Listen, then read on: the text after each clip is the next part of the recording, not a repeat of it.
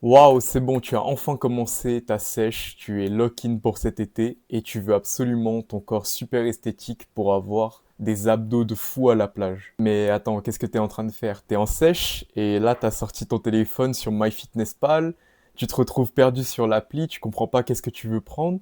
T'as 12 vidéos de YouTube qui sont ouvertes en fond, qui sont en train de t'expliquer plein de choses différentes. Stop. T'es en train de lâcher et tu commences à prendre ton pot de glace parce que t'as ton cerveau qui est complètement éteint à cause de la fatigue, de tous ces conseils.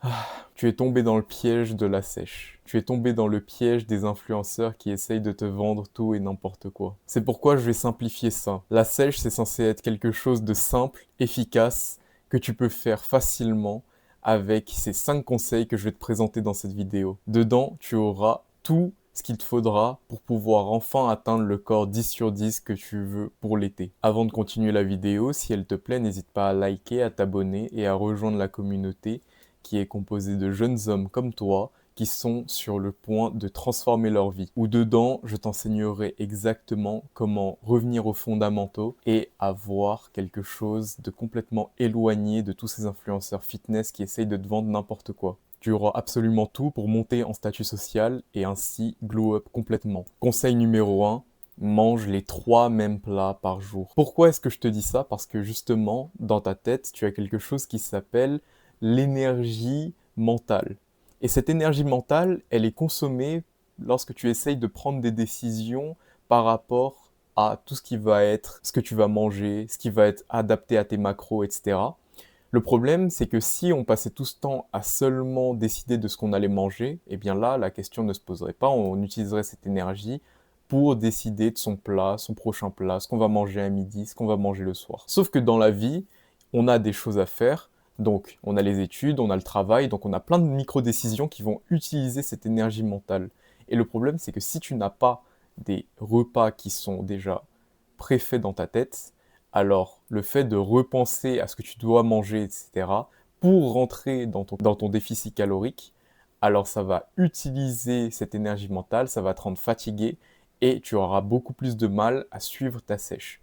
C'est pourquoi ce que je recommande, c'est d'avoir 2 à 3 plats qui sont adaptés à tes calories, que tu pourras rentrer, que tu pourras faire facilement, cuisiner. Ce sera extrêmement ennuyant, mais tu pourras te faire plaisir parce que ce fera partie de ce qu'il y a dans tes habitudes. Tu n'auras pas besoin de tout traquer par rapport à chaque plat que tu manges et tu auras juste à manger ce que tu as déjà pensé à préparer. Par exemple, moi, ce que je fais, c'est que je prépare toujours les mêmes plats. Le midi, ça va être un riz loclac qui est hyper facile à faire. Riz à la tomate avec du bœuf, avec de la sauce huître, de la sauce soja, oignons et tomates salade. Et ensuite, le soir, c'est un poulet curry avec du riz basmati et des haricots verts. Comme je suis en période de sèche et que je veux absolument garder de l'énergie mentale pour les cours et aussi pour faire des vidéos, je ne peux pas me permettre de gâcher cette énergie mentale dans ce que je vais manger plus tard. Et ça, c'était le problème que je faisais dès le début, où par exemple, je me disais que je me mettais en sèche, je comprenais pas si je devais rester en jeûne intermittent, en plusieurs repas par jour, et au final, à force de décision, je retenais juste à mon habitude de départ qui était le binge eating. Et je faisais plus de mal à ma sèche que lorsque je faisais un plan qui était structuré où j'allais juste manger ces 2 plats ou ces 3 plats si je voulais faire un petit déjeuner et ainsi rester dans mes habitudes. Donc pense à bien tout préparer en termes de plats. Moi, ce que je te recommande, c'est avoir 2 à 3 plats et tu les refais chaque jour pour ton programme de sèche. Conseil numéro 2, prends un plan simple. Lorsque j'avais commencé, ce que je faisais, c'est que je prenais plein de vidéos YouTube, j'essayais d'appliquer chaque conseil en me disant que peut-être que celle-là était plus optimisée qu'une autre. Je demandais ensuite à ChatGPT, est-ce que voilà, tu peux me faire une synthèse? Est-ce que ça c'est mieux que ça? Et j'étudiais beaucoup trop en fait la question du plan d'entraînement, du plan de sèche, comme je le disais précédemment. Alors qu'en fait, tout ce qu'il te faut, c'est un seul plan. Si, supposons que toi, ce que tu aimes, c'est le jeûne intermittent et ça marche hyper bien pour toi. Alors il faut absolument que tu restes dessus. Il ne faut pas que tu commences à changer de plan par-ci, par-là, ou tu commences à te dire que, ah oui, là, je vais commencer à faire un repas par jour. Là, je passe à 3 repas, là, je passe à 6 repas, etc. Détruire sa routine, c'est le meilleur moyen pour consommer son énergie mentale, pour aussi rater sa sèche, rater son programme. Une fois que tu auras fini cette vidéo, n'ouvre plus aucune vidéo sur les conseils pour la sèche. Prépare-toi un programme simple avec des choses qui vont être tenables sur la durée, un résultat simple. Tout ça, bien sûr, tu peux le retrouver dans ma communauté. Je te le fournirai avec un accompagnement personnalisé et du coaching, ce qui va encore moins t'alourdir cette charge mentale de l'entraînement. Mais bien sûr, tu peux te créer ton plan toi-même, te créer ta routine et il faudra que tu t'y mettes et que tu la suives. Conseil numéro 3, ça va être de limiter le cardio à moyenne haute intensité. Pourquoi est-ce que je dis moyenne haute intensité? C'est parce que je sous-entends surtout la course à pied. Alors vous voyez souvent les gens qui sont en sèche, qui se précipitent sur le tapis de course et qui commencent à faire 10, 20, 30 minutes de tapis et qui courent à 10-12 km/h. Sauf que ce qu'ils comprennent pas, c'est que déjà, à une telle allure et aussi sur une aussi longue durée, ce qu'ils vont faire, c'est qu'ils vont surtout augmenter le cortisol qu'il y a dans leur corps. Ça va leur empêcher de récupérer, ils auront hyper faim, ils vont perdre du muscle et ils vont faire baisser leur testostérone. Moins de testostérone, moins de muscle. Et avec une mauvaise récupération, tu récupères moins bien ton énergie mentale et tu vas avoir beaucoup plus de mal à suivre ton plan de sèche.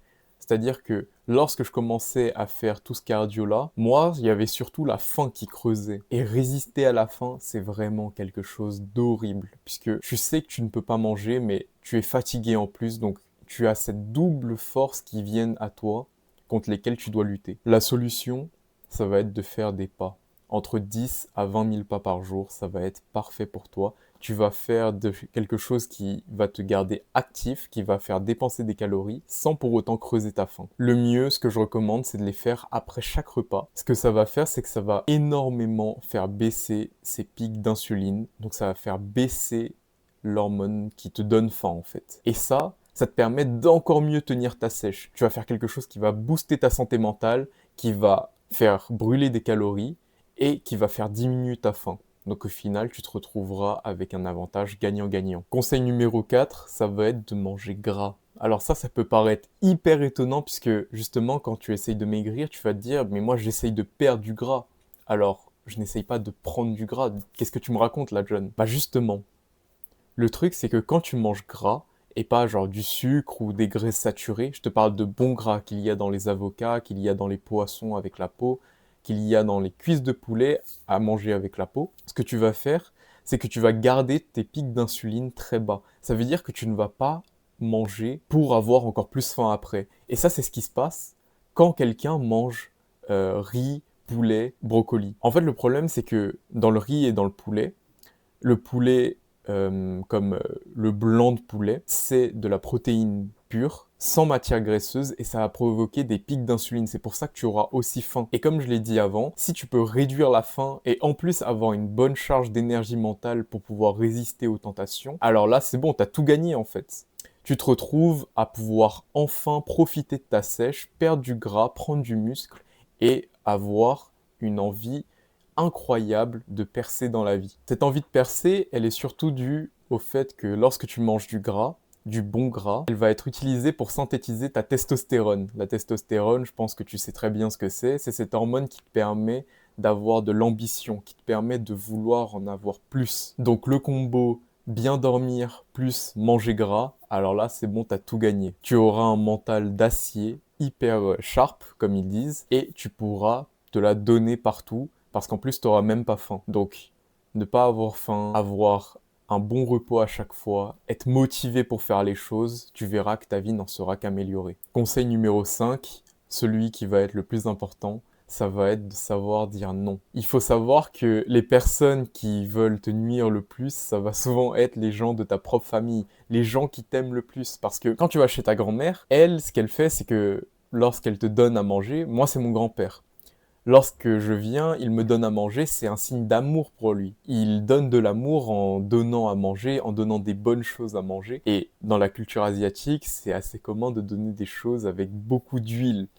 On cuisine avec beaucoup d'huile. Et ce problème, c'est que tu te vois mal de refuser, tu as cette pression, puisque tu peux refuser 1, 2 fois, et au bout de 3 fois, tu peux craquer. Et le problème, c'est que il va falloir essayer d'éviter un maximum ces interactions pendant cette période où tu es concentré, et aussi savoir poser des limites claires. Il faut que mentalement tu sois prêt à refuser les barres de sneakers qu'on te propose à la cantine, ou encore de taper un croc dans un burger parce que tu accompagnes tes potes. Je vais insister sur le fait qu'il faut s'entourer de gens qui comprennent tes objectifs, comprennent tes priorités. Et ça, c'est ce que je propose dans ma communauté en description, avec des gens qui veulent se pousser plus loin, qui vont te rassurer, qui vont t'aider à accomplir tes objectifs. Lorsque tu seras avec ta famille, tu auras cette force mentale en plus pour pouvoir refuser, avec bien sûr politesse et amour, pour pouvoir faire en sorte qu'ils te comprennent et qu'ils voient tes objectifs. Une fois que tu auras atteint ton prime, ton summum, tu pourras rester en maintenance, montrer tes résultats